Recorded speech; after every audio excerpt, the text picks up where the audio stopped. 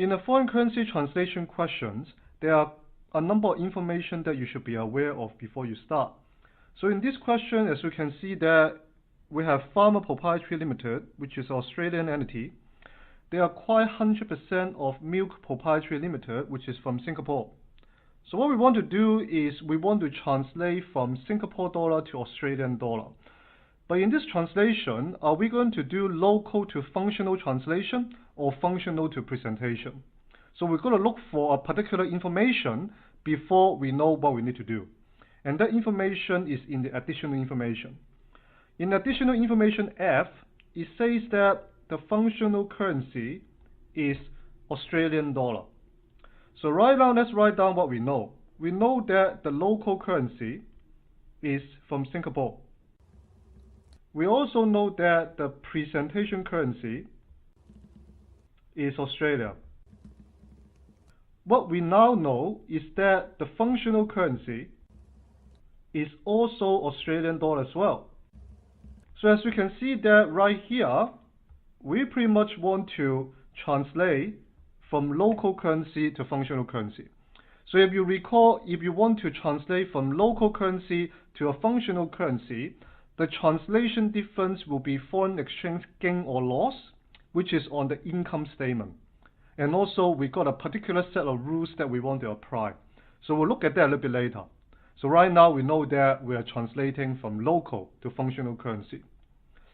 Another information you need to be aware of is when you put any foreign exchange rates on the statement, do we multiply by that rate or do we divide by that rate? And that information comes from here above the table. So in this question, we want to translate from Singapore dollar to Australian dollar. And right now, as you can see that we have one Singapore dollar to whatever Australian dollar. So Singapore dollar is the base currency in this particular table. So as a result, it's the same direction as what we want to translate, which means that with all the rates here, we want to do multiplication later on when we put them on the translation statement. So those are the two information you need to know before we start. Okay, after that, you can see here we got the balance sheet and also we have the income statement as well. Because now you know that you want to translate from local to functional currency and the translation difference is going to be on the income statement. As a result, your starting point of your translation should be the balance sheet first, because there's no missing figure on this balance sheet. Later on, once you finish it, you're going to use the information from the balance sheet and post it on the income statement. Okay, let's take a look at the balance sheet. So with the balance sheet, what we need to know is that from a local currency to a functional currency, the rules that we need to apply is that we need to distinguish monetary from non-monetary items. For monetary items, we are going to use the current rate, which is the ending rate of the year. On the other hand, if it's non-monetary items, what we need to know is to apply the rate when we acquire the asset.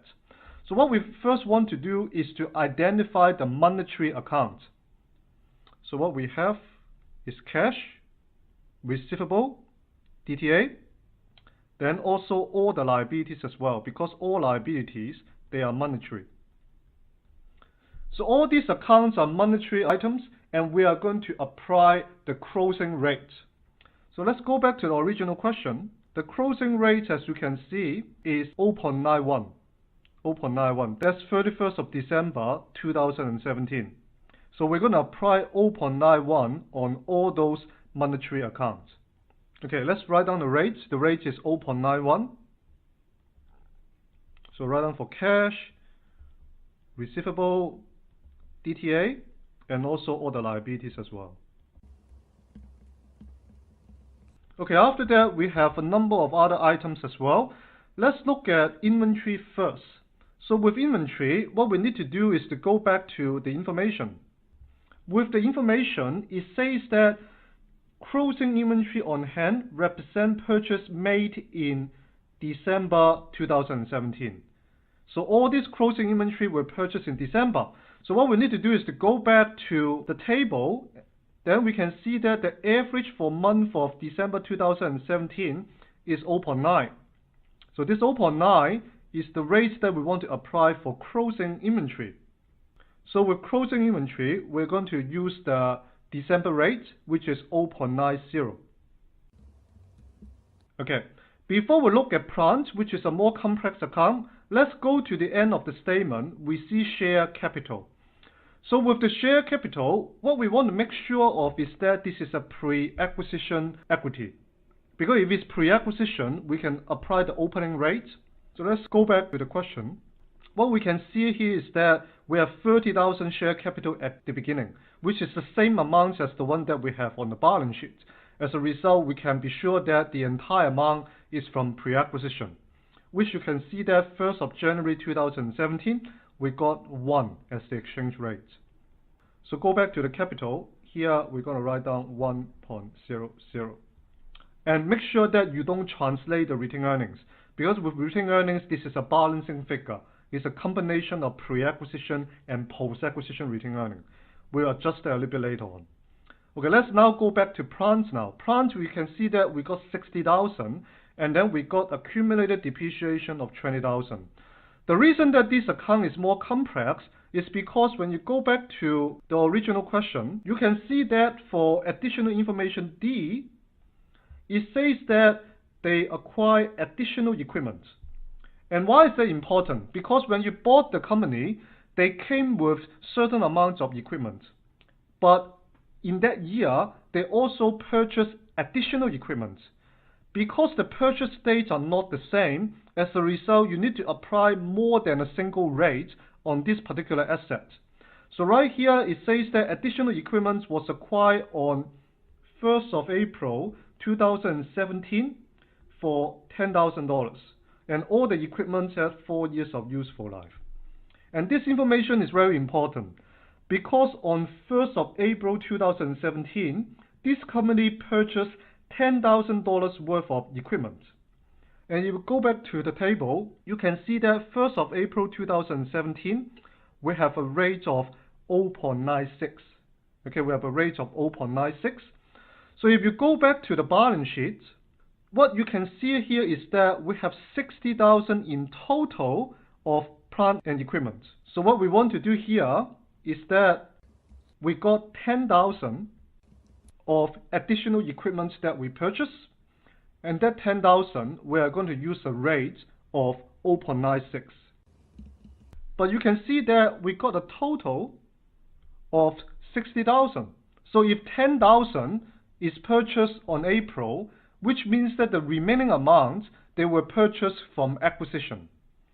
So right here, the remaining 50,000, we're going to apply the rate of 1.00.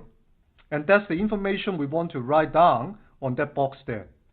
So we're going to write down 10,000 times 0.96 and 50,000 times 1.00. If the plant and equipment were purchased on a different date, the amount of depreciation we also need to calculate it as well. Okay, with the amount of accumulated depreciation, what you can see here is that we have a total of $20,000. But we need to know which of these 20,000 belong to the new equipment that we purchased and which of those belong to the original equipment. So what we need to do is to do a quick calculation. We know that out of all the equipment, we got 10,000 that were new equipment that we purchased in April. Let's start with that one. We got the $10,000, and based on the information, it says that we got a useful life of 4 years. So we divide by 4 first. So you can see that we got 2,500 per year. But then you got to think about that because they purchased on 1st of April. Now is 31st of December in the same year. So the amount of depreciation that we want to apply on this additional equipment is only 3/4 of a year. In other words, we need to multiply by 0.75. As a result, the amount of depreciation for this particular additional equipment equals to 1,875. So that's the amount. So out of that $20,000, we got 1,875 that belongs to the additional equipment. And remember that with this depreciation, the rate that we need to apply has to be consistent with the additional equipment, which with this one is going to be 0.96. That will be for the additional equipment. And with the remaining amount, you don't really need to calculate it anymore, because you know that in total, there was 20,000 of accumulated depreciation.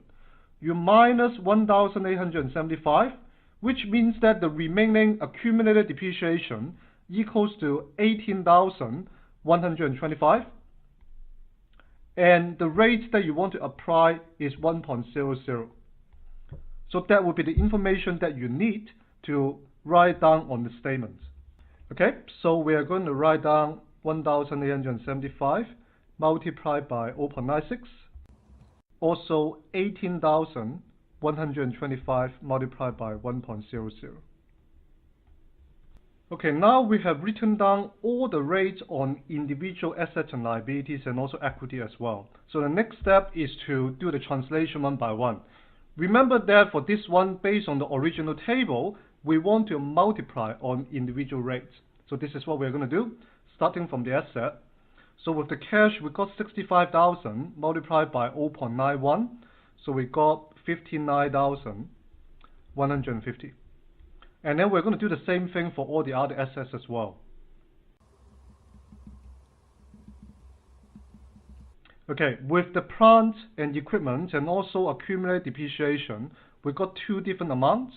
So we want to write that down separately. You can combine them together, but given that they are two separate calculations, it is better if you write them down separately. So with this one, we got 9,600 and also 50,000. And then with the accumulated depreciation, we have 1,800 and also 18,125.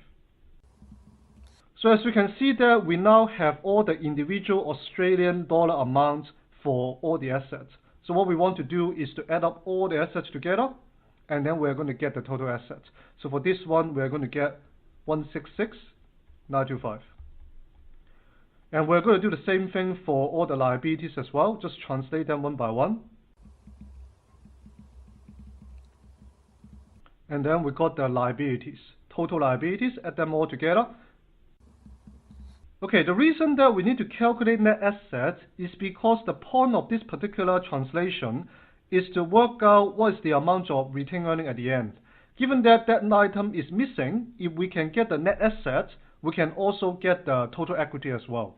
So with the net asset, if we got total asset minus total liabilities, and we're going to get the total amount of net assets. So we got 111,415. Okay, after that we can move on to equities. The only one that we can translate is capital. The capital is 30,000. And you can see that we don't know the amount of retained earning, but what we do know is that total net asset equals to total equity. So we're going to put the same amount at the bottom. Okay, now if we know that the total amount of equity equals to 111,415 and the amount of capital equals to 30,000, then which means that the remaining balance will be equals to the closing retained earnings.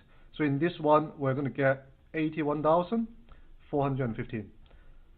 And that will be the key of this particular statement, because once you get this amount, we are able to use this retained earning, put it back in the income statement, which help us to calculate the foreign exchange gain or loss a little bit later. So let's take this amount, 81,415, and then we go to the income statement. So the income statement, as you can see there at the bottom of the statement, we got the closing retained earning, which is the same closing retained earnings that you can get from the balance sheet, and we're going to write down 81,415. So for that one, it's going to come from the balance sheet. Okay, after that, we can look at the rest of the income statement. With the income statement, let's go back to the original information. With the original information, you can see that from additional information A, it says that all sales and expense occur evenly throughout the year, which means that we're going to use the rates, the average rate for the year, with the exception of interest. Why is that? Because in additional information B, interest they are paid on each of the half year. So we're going to use the 3rd of June and also 31st of December rates a little bit later. But for rest of the sales and expenses, we are going to use the average rate, which based on the table, you can see that the average rate is 0.96. Also, additional information C, we got the dates of the dividend as well. Interim dividend is being paid on 31st of March 2017, and final dividend was declared on 31st of December 2017. Again, we're going to use those individual rates a little bit later. So let's go back to the income statement. Again, it's better if we write down the individual rates first, and then we're going to do the translation a little bit later. So with sales, we're going to write down the average. Purchases also use average as well. And also other expense as well, also average. And finally, income tax expense. As stated in the question, except interest, all the other sales and expenses, we're going to use the average rate. Okay, after that, we also got the opening inventory, which came from the acquisition date. So we're going to use a rate of 1.00. And then finally, closing inventory, that one would be consistent with the balance sheet. Because with the closing inventory, we knew that they acquired in the month of December, which we have an average rate in that month for 0.90. Okay, we have a few more amounts with the interest and also depreciation. Both of the rates, we need to split them. Let's look at interest first. With interest, based on the question, it says that they pay that on each of the half year. So with each of the half year is 3rd of June and also 31st of December. What you can see here is that the total amount is $5,000. And we're going to split this one into two, $2,500 each. One of them is going to apply the 3rd of June 2017 rate, which is 1.04. And then the other one, we're going to apply the 31st of December, which is 0.91. Okay, that's one of the calculation. And we're going to write down the information a little bit later. After that, let's look at depreciation. Depreciation is a little bit more complex. With depreciation, just like the balance sheet, if they purchase the equipment at different dates, the amount of depreciation will also be different as well. So with this particular calculation, we're going to start with the 50,000 equipment that came with the acquisition. So with the 50,000 equipment that came with acquisition, we're going to get $50,000, 4 years of useful life, which means that for a given year, they're going to recognize 12,500 of depreciation. Because this equipment came with the acquisition, so the depreciation also need to follow the same rate as the pre-acquisition rate as well, which for this one is equals to 1.00. So we got that 12,500. The total of this depreciation is 14,375, which means that the remaining amount of depreciation must come from the additional equipment.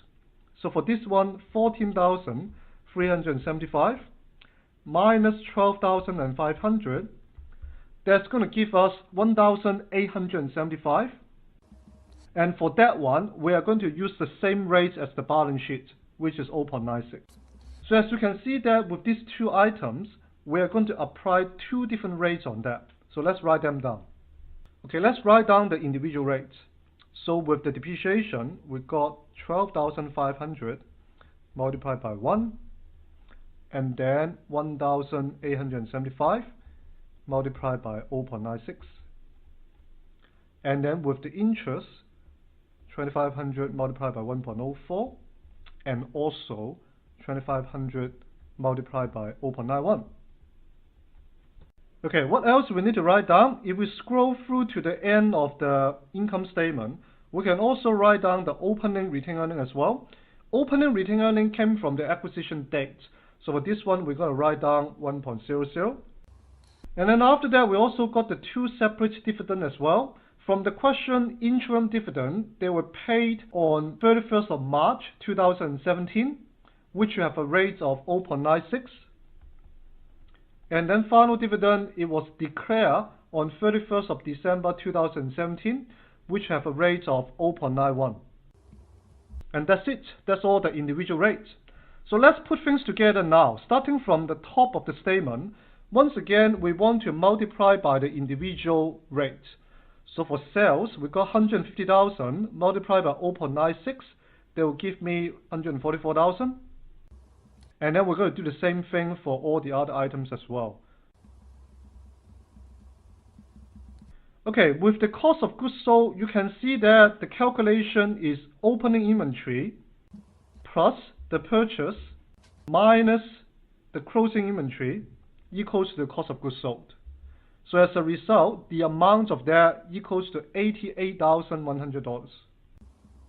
After that, we got the sales minus the cost of goods sold. That will equals to the gross profit, which is $55,900. Okay, after that, we'll translate all the individual expense as well. So with depreciation, we got 12,500 and also 1,800. And then with the interest, 2,600, 2,275. Other expense, we got 5,400. What you can see next is that we got the blank there, which is the place where we put down the foreign exchange gain or loss. At this point of time, we don't know whether it's a gain or whether it's a loss, because we are stuck at this point. We can't go forward. We don't know what is the profit before tax. So what we want to do is to skip this part and then continue to translate the rates that we know. So with the next one, we got the income tax expense, 5,000 multiplied by 0.96. We got 4,800. We don't know the profit after tax. We can continue to translate for retained earning, interim dividend, and also final dividend as well. Okay, this is the part where we need to apply some basic accounting knowledge. So right here, we have all the items at the bottom. What we know is that profit after tax at opening retained earning minus the dividend equals to the closing retained earning. This is what we learn in basic accounting. What we have the information now is we got closing retained earning, we got dividend, we also got opening retained earning as well. We need to work backward to calculate the amount of profit after tax. So what we want to do is to have the closing retained earning. We work backwards. We're going to add the dividend minus the opening retained earning. That will give us the profit after tax. So based on the information that we have here, we start with closing retained earning. We're going to go up and then add the dividend, both of them, and then minus the open retained earning. That would equals to the profit after tax. If you do the calculation, you will find that the profit after tax equals to 21,675. Okay, now it becomes a lot simpler because once you know the profit after tax, we add back the income tax expense, then it's going to give us the profit before tax, which in this one equals to 26,475. Okay, now we have all the missing items. All we need to do is to work out whether we have a foreign exchange gain or loss. What we want to do is that if we got the gross profit here, we want to minus all the expenses. If you got $55,900 minus all these expenses there, you'll find out that the outstanding amount equals to $31,325. That means if we didn't have any foreign exchange gain or loss, the profit before tax would have been $31,325. But right now, as you can see that, we have an amount of $26,475 after the foreign exchange gain or loss. Because this amount is bigger than the final amount, you will know that we will have a foreign exchange loss. And this is an item that you have to create additionally. So we calculate the difference of these two amounts. You'll find out that the amount of foreign exchange loss equals to 4,850. That will be the final item that we want to write down. So that's the end of this particular question.